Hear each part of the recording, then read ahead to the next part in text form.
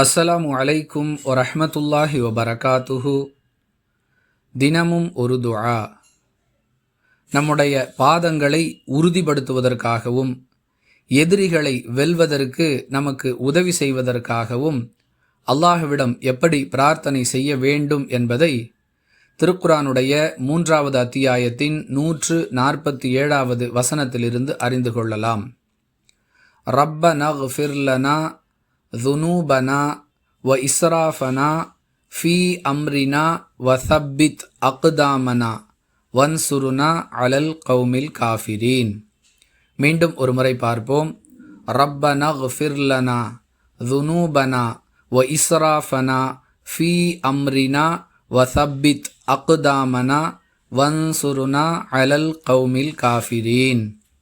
இறைவா, எங்களுடைய பாவங்களையும் எங்கள் செயல்களில் நாங்கள் வரம்பு மீறியதையும் எங்களுக்கு மன்னிப்பாயாக. எங்கள் பாதங்களை திடப்படுத்துவாயாக.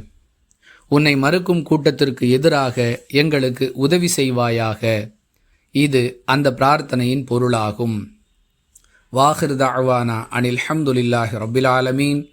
அஸ்ஸலாமு அலைக்கும் வரஹ்மத்துல்லாஹி வபரகாத்துஹு.